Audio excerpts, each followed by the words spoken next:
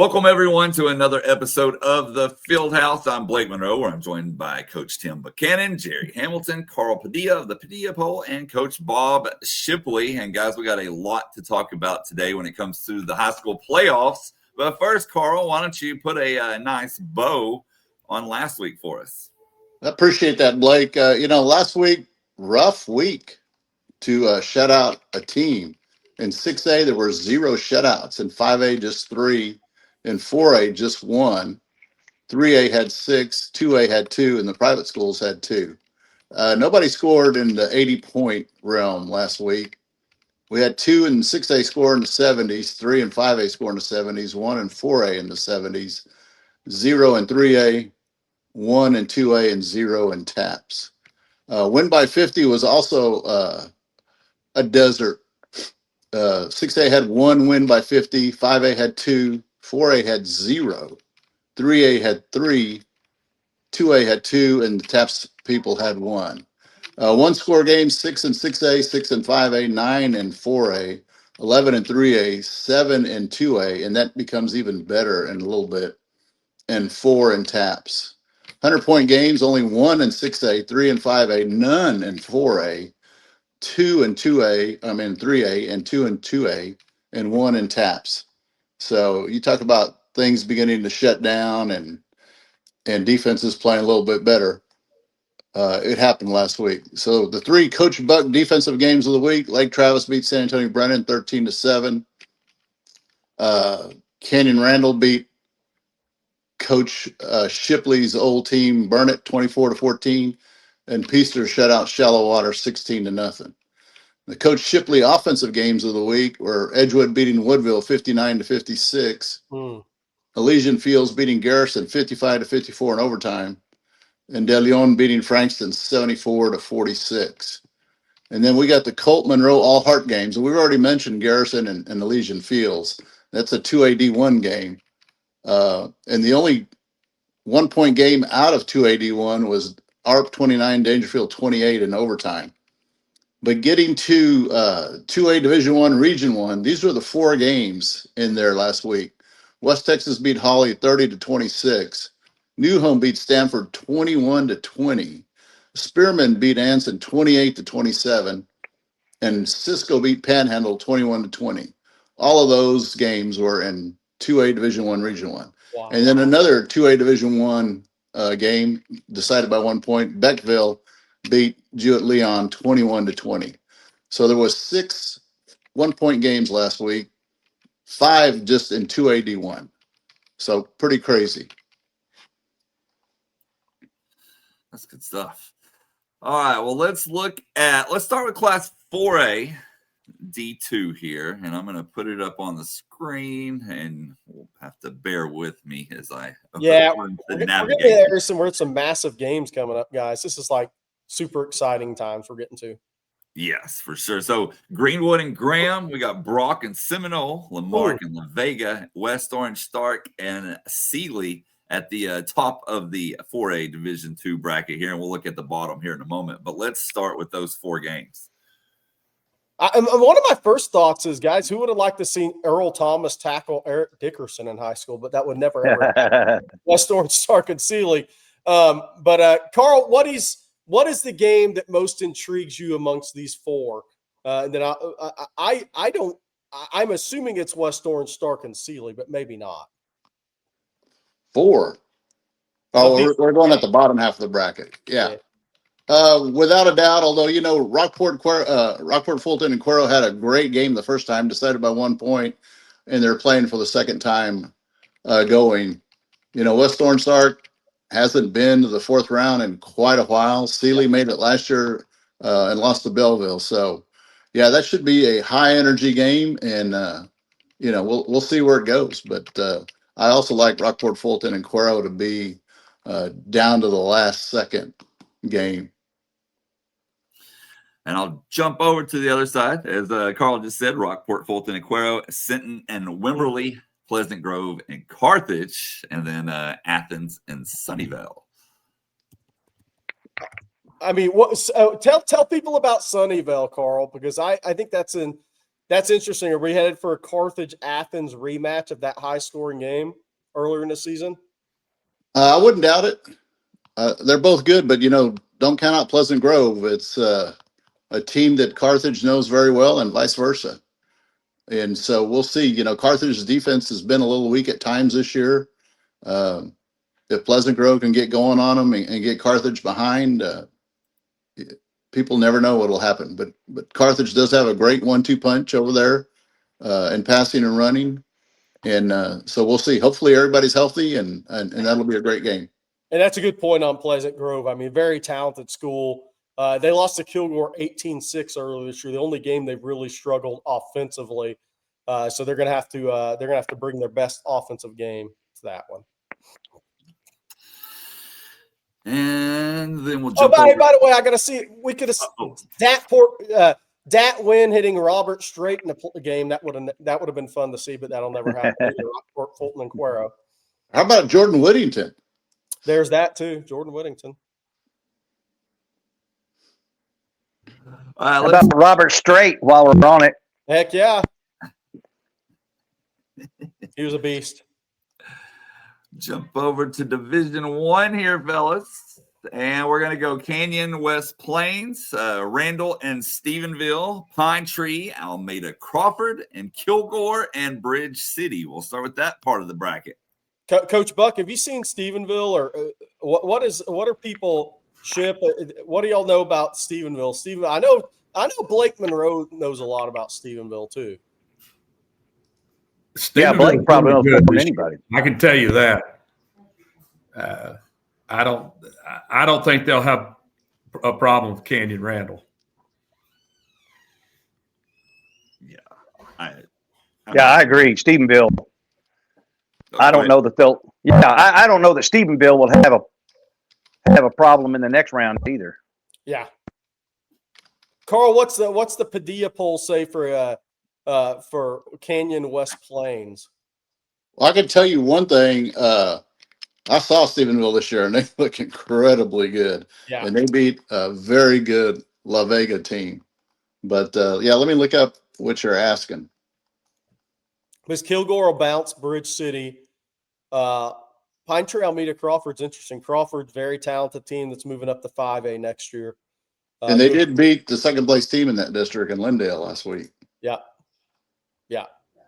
Kilgore Crawford should be a heck of a game in the region final, I would think. The game is going to be Springtown Alvarado. That's going to be a really, really good game.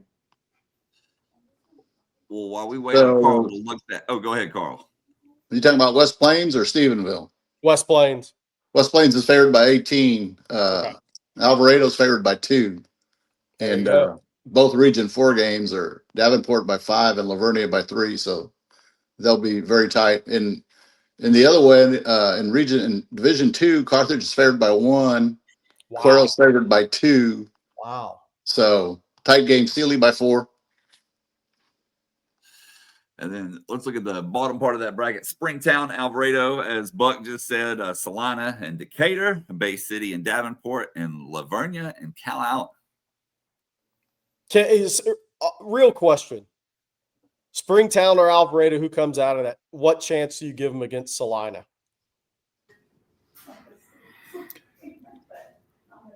I'm going to tell you, I think Springtown's really good, and I think Stephenville both are really good. I think they both can give Salina a good football game.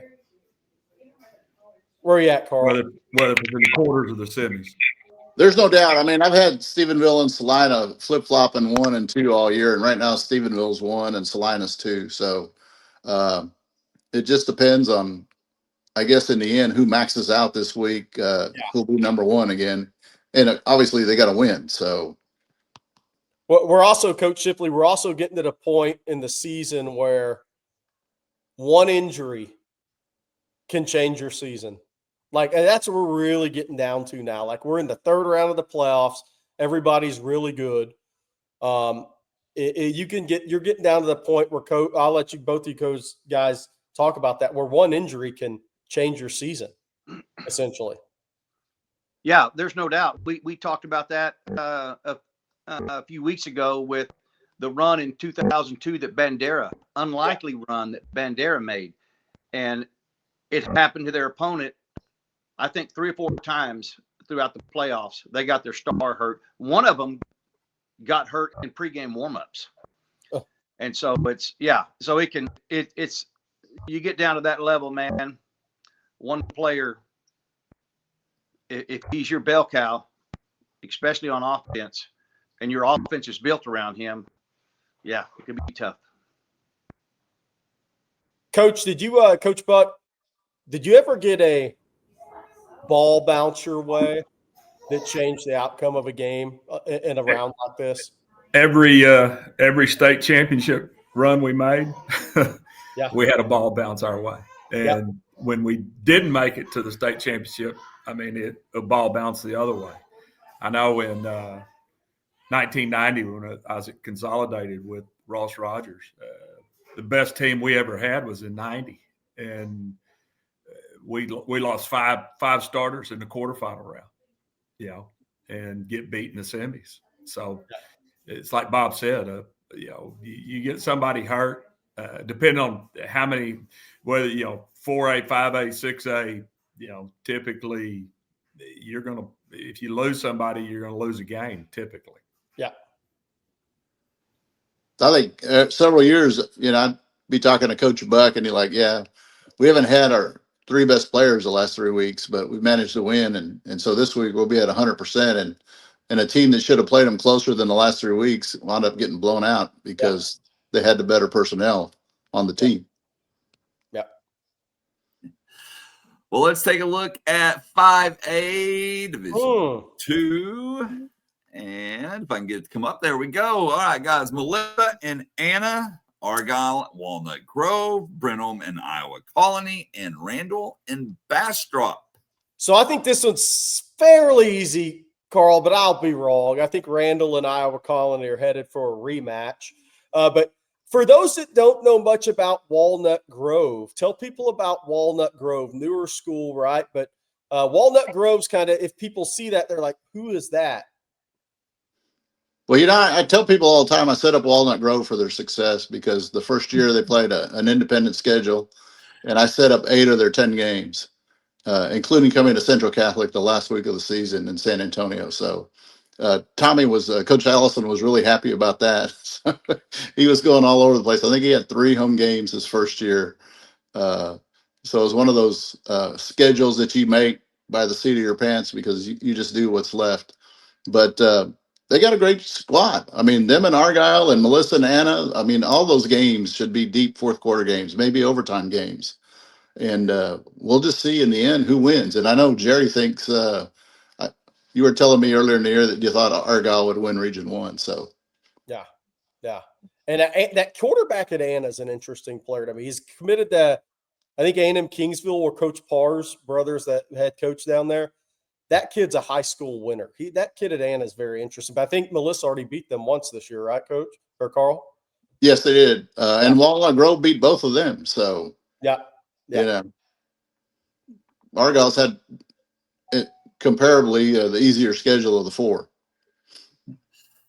Well, let's go down to the bottom of that, fella, South Oak Cliff, and lost my place here. Can't see. Terrell, and then Midlothian Heritage, then P&G, and Bernie, and Gregory. Is that Portland? It is. Okay, it's cut off, and then Victoria West and Alamo Heights. You've got 3 of those 4 matchups that are district champions. Yeah. Interesting. Hey, so Carl, Terrell, is how surprised are you that they're sitting there undefeated? Is that one of the surprise teams this year?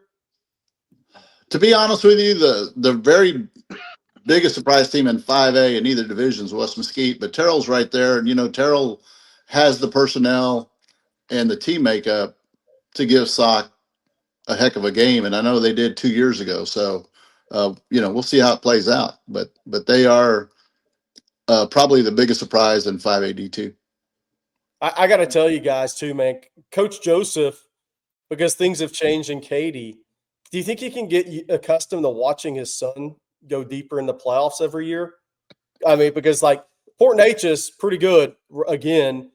Played for a couple of state championships there, and Katie's just grown so much. The talent spread is a little different there. But hey, Coach Buck, Midlothian Heritage, talk about the growth in that area, because I used to go to Midlothian, right? I might come see you guys, and then I might head somewhere else in Mansfield. I might go check out Midlothian, had a couple of players, but kind of Heritage, that growth in that area there in the last few years, it's kind of changed. Well, it started changing when Bob Ledbetter's son became the superintendent in Midlothian.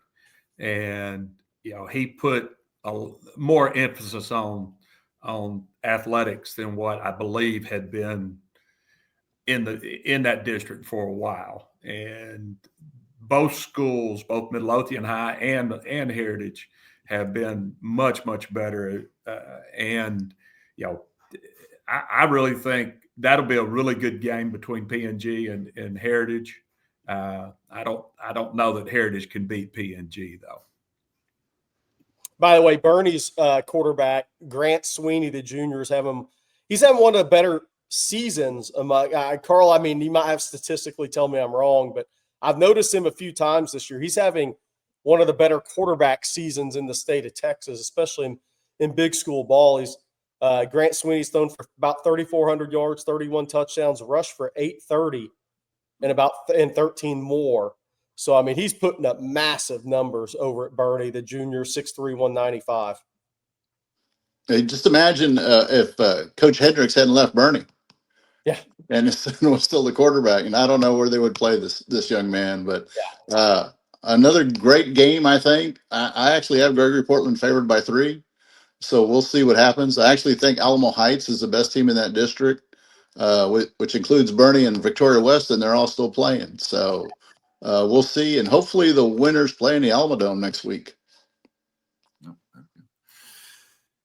And then let's take a look, fellas, at Division 1 and 5A. And we're going to have Richland and Ryan, Port Arthur Memorial and College Station, Wise and Barbers Hill, and then Aledo and Arlington Heights. Man, Coach, it looks like we're headed to Ryan, Aledo, part whatever. I don't know. I'm gonna say Richland had a really good shot at beating Ryan in district. And I think that's going to be a closer game than what a lot of people think. As far as Heights and Aledo, I don't think Heights has the offensive and defensive line to beat the Bearcats. But they do have a heck of a running back that may keep the game close. Weiss is one of those very talented teams down in the Austin area where there's been some growth over the last few years. Probably 8 or 10 Division I players on that Weiss team. Most of those kids are underclassmen over there, by the way.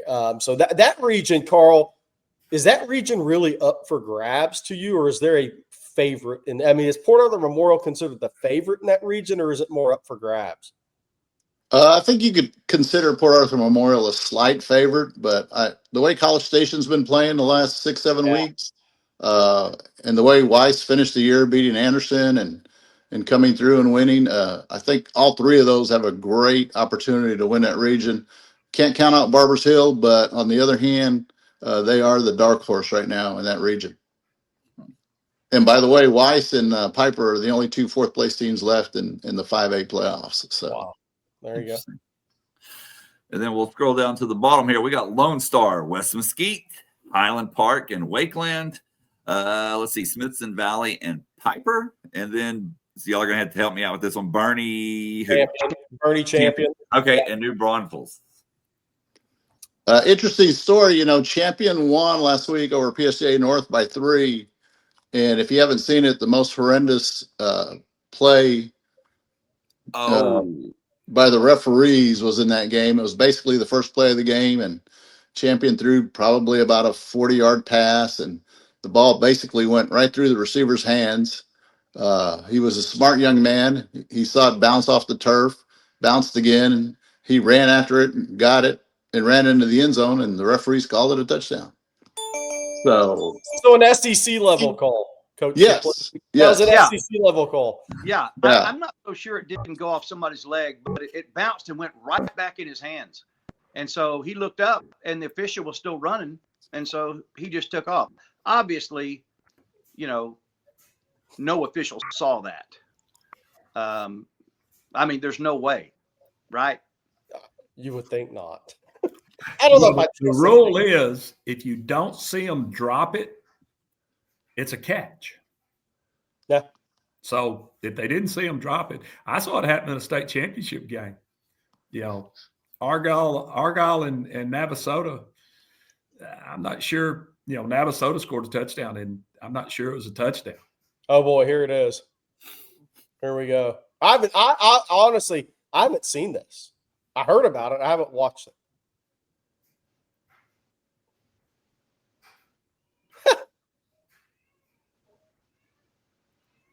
Oh, it did hit twice. Yes. Wow. How did he not call that? He had to call it a catch, right, Buck? Yeah. Yeah. I'm not sure what he's looking at. But I do believe they ran beyond the back judge, which is a big no-no. It's right in front of the bag. He could have called it a fumble. Yeah. But he never had it. That's the worst call I've ever seen in my life. Yeah. He's standing right there. I don't know what he's looking at, but I don't think, I'm sorry. I've been around a lot of officials in my life, and I've had my share of very serious conversations with them, very intense conversations with them. But I can't imagine anybody that's officiating at that level is going to cheat. I just don't think they are. I don't think honorable men. I think they just messed up. Yeah, like it with everybody, they make mistakes, and that was a grand one on a big stage, and we always want nothing like that to happen, but it did, and champion moves on. And well, it was in the first quarter. It was in the first quarter, but they lost by 3. So yeah, if it had been first play of the game, so if it would have been the end of the game, that's oof.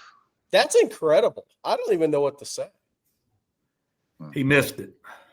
Yes. And then pooped on himself. Yes. I mean, golly, man. Wow. Hey, heads up play by the kid, though. Yeah. No doubt. Yeah. No doubt. A lot of people, it's a good point, Coach. Some people would quit on the play. It's incomplete. Yeah, sure. Make him make the call. Yeah, people asked which was worse, that call or the one in the Bay City Calhoun game, and I said, well, obviously that call, the champion PSAA North game, because in the end it's a playoff game, and somebody won and somebody lost. So it's not like the ball didn't bounce in his peripheral, in the referee's peripheral off the ground too. Like there's no way he didn't see that on some level. Yeah. Well, just like Carl pointed out, not just one bounce, but 2 bounces. Mm-hmm. Yeah. Coach Buck, what would your reaction have been if that ended your season? Ooh, I might have lost it, but as you say, the ball, the ball bounced right there. I don't know. I've never seen one that bad. No. I know back in, I guess it was 16, Cal Allen made it to the finals because they blocked a extra point, I believe, and they actually went out of bounds, got tackled going out of bounds on the 3-yard line, but they gave them a touchdown, and that put them in the championship game. But as Coach Danaher said that year, there had been several plays that had knocked them out. So everything just evened out for them by making it to the championship that year when they shouldn't have because of a missed call. But that one, the officials trailing from 20 yards behind the kids, and it was a hard call to make from that angle for the officials. But that one right there, that ball, I mean, everybody in the stands, I'm sure, saw it bounce. Yeah. I'd have hated to be that official the next day, having to explain that. Yeah. I bet you he ruled it a catch. But there's no doubt he had to. He didn't put down his beanbag. Yeah. No beanbag came out. It's like he's jogging along there looking for somebody else to make a call. Is what it looked like. Yeah. He just froze up. Yeah, well, tough deal. Let's jump over to 6A Division 2 here, fellas. And we got Byron Nelson and Geyer. Ooh. Katie and Summer Creek, Jordan and King, and then I saw them last week in person. South Lake Carroll, they were very impressive against Prosper. Carl, what's the line on the South Lake Carroll Prosper? What's the Padilla poll telling you? Because it has to be a close one. 9 South Lake Carroll. Yeah, 9. Yeah, that's as close as they've been prognosticated this year. So yeah. Everybody says this Coach Riley Dodge is the best team ever. It's hard to disagree with. You can't really, in a sense, say that until they make it to the finals. And since he's already been there once and into the semifinals several times, and that young man's had an incredible record. His dad's as proud of him, I'm sure, as Gary Joseph is of Jeff. Yeah, so no doubt. And then going down to the bottom here, DeSoto and College Park, Forney and Willis, Dripping Springs and Medina Valley, and Vandegrift and San Marcos. I got to tell you, Forney Willis, 2 of the best playmakers in the state of Texas. That's Jermaine Bishop, Texas commit, and that's Javian Osborne, the running back going to Notre Dame. Those 2 kids are studs at their positions and as playmakers on the high school level, and that will carry over to college and probably to the NFL for both those guys if they stay healthy. Carl, what's the Padilla poll on Vandegrift San Marcos? Does that run for San Marcos have a chance to continue there? Because that would be really cool. I talked about it last week, but I'm happy for John Walsh on this deal. Yeah, Vandy's favored by 6. I actually got to see the San Marcos game last week with Edinburgh. Buck and Coach Shipley, y'all would love this. It was a 2-hour halftime because of lightning. Oh, so it was so bad that there was a double hitter at Buck for 1 and 7, and so the halftime lasted so long they made the games at 1 and 8. What fun! But after an opening field goal by Edinburgh, San Marcos just shut them down, and they just took over the game. Made a couple of defensive plays that maybe took a lot of the heart out of the Edinburgh kids. They look very impressive. Their quarterback is very impressive at San Marcos. Yeah. So you never count anybody out. Could they give Vandegrift a heck of a game? Sure. But we'll see Friday night. And it's in the Alma Dome, by the way. Yeah. It'd be really neat to see San Marcos and Denton Geyer in a state championship game. Yes. Yes. Pull some fire alarms. We'll make it happen. Does Vandegrift have a chance to win that region? They've lost 2 games, but they do. But I just don't see anybody in Region 4 being able to. Yeah, if Dripping Springs wins, they played Vandegrift the first game of the year and beat them 41-14. But that's why I always tell people first games are just 1-0 and 0-1. Yeah. People are going to get better, and some people are going to get a lot better than others. And if they play again next week, then we'll just see how much better Vandegrift has gotten over the year. And it's not that Dripping Springs hasn't improved, but sometimes you just have so many new faces on the field. It takes you several weeks to get them all on the same path. Final thing I'll say before we head into 6A D1, the District of Doom mentioned here, because you'll see a lot of them in D1. DeSoto, College Park, DeSoto out of the District of Doom, and we'll get more coming up next, Blake. That's right. So let's take a look at it. North Crowley and Capel, Permian and Allen, Cypress Falls and North Shore, Strake, Jesuit, and Dickinson at the top of the bracket. Yeah, what's your Padilla poll on North Crowley Capel? North Crowley by 5. Wow. So they have not been nearly as impressive as last year, but in the end, the object is to win the game, and they have done that. And Capel, has greatly improved, just like North Crowley, since the start of the year. Again, another hopefully good battle, but never be surprised with a Ray Gates team when they perform excellent. Yeah, no doubt. And by the way, the straight Jesuit team, Dickinson, are they one of your surprise 6A D1s, Carl, this year? One. And the running back, John Herbert, 3,541 yards through 12 games, having one of the best big school 6A seasons we've seen as a running back, 42 touchdowns. It may be the best. Straight's always impressive. Coming out of district and getting into the playoffs. They've done that several years now. And it seems like a lot of it's on the shoulders of one person. Yeah. But obviously there's no great running back without a great offensive line. So take that for it. This may be John Snelson's best team ever at Dickinson. And I don't have a doubt really that they could beat North Shore and win the region. Yeah. That Permian Allen game is of interest to me because it's going to be played at Shotwell Stadium. Unfortunately, it's going to be played at the same time the Longhorns and the Aggies are playing. Yeah, there's a lot of those games Friday, aren't there, Coach? Dang. Yeah. Permian, coming in with an 11-1 record. Of course, Allen's undefeated, but I don't know that Permian has much of a shot here. Their only loss came to Plano, and that's a 6-5 Plano team. So I found out real quick, Buck, when I started coaching in the Metroplex. Wow. I'm talking about there is no, I mean, there's things that people do that you try to take advantage of, obviously, with your schemes. But I'm telling you what, the coaching in the Dallas-Fort Worth area, it's a different level than anywhere I'd ever been. So, Plano's 6-5, but hands Permian its only loss. That's pretty telling about the coaching and I guess the talent level for a 6-5 Plano team. Yeah, I'm afraid Allen's got a little bit too much power for Permian. Yeah, but it's good to see Permian. It's good to see Permian back. It's good to see some of these schools it's good to see sitting making a good run.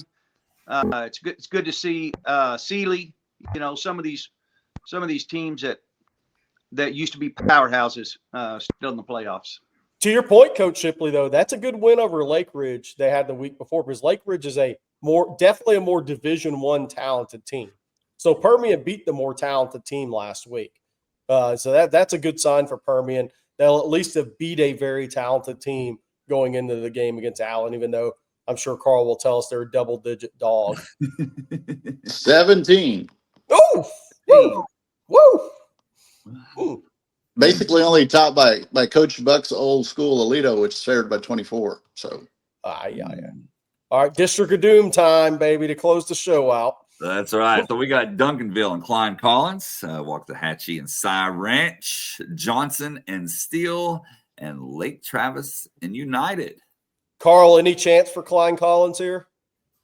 I don't really think so, but you could win the turnover margin by 5 and get in that game. But Duncanville's only favored by 10. So actually, Waxahachie's the bigger favorite this week by 16. So that we seem like if both teams play well, we're headed to a Duncanville-Waxahachie rematch. Waxahachie upset them at the beginning of district play. It looks like the District of Doom will have 3 teams in the region finals again. It's what it looks like to me. But not counting Cypress Ranch out. But, that's the way that's looking. On the south side of that bracket, is Steele, obviously Lake Travis is a big favorite. What about Steele Johnson, Carl? Steele's favored by 5. That should be in good weather. The thing also about Duncanville Collins is it's going to be colder and it's supposed to be rainy. So sometimes kids who perform really well in nice weather don't perform so well in cold and rainy weather. So we'll see. But yeah, Steele and Johnson should be a slugfest. They've only met in the playoffs one time before, and that was when Coach Ritteman's son, Hunter, was the quarterback, and Johnson won in overtime. For some reason, they played that game at Bobcat in San Marcos, but this time they're playing at Gustafson in San Antonio. So we'll see how that turns out Friday night or Friday afternoon. Buck, would you think after this round in your mind, you start looking for covered stadiums? I always did. Once you got to the quarterfinal round, you never wanted weather to make a difference in a game. Unless you were not very good and picked to lose. Yeah. Then you wanted to get outside and get in the elements. I know going back a number of years, Alito was playing Seminole and Toby Shane, and of course, they were wanting to get on synthetic surface, and I was wanting on grass, and I won the toss, and we played it at Abilene Wiley Stadium, and Toby slipped about 7 times, and Bearcats ended up winning the game. Speaking of playing inside next week, the Alamodome's got 9 slots available, 3 on Thursday, Friday, and Saturday. And right now they've only got 2 confirmed games. So they've got plenty of room for people wanting to play inside next week. Plenty of room at the end. There we go. Okay, guys. Well, that's going to do it for this week's episode, of the Field House. Of course, we'll be back next week as the pool of teams gets smaller and smaller. So hope everyone has a happy Thanksgiving. And for Coach Tim Buchanan, Gerry Hamilton, Coach Bob Shipley, and Carl Padilla, I'm Blake Munroe, and we'll see you then.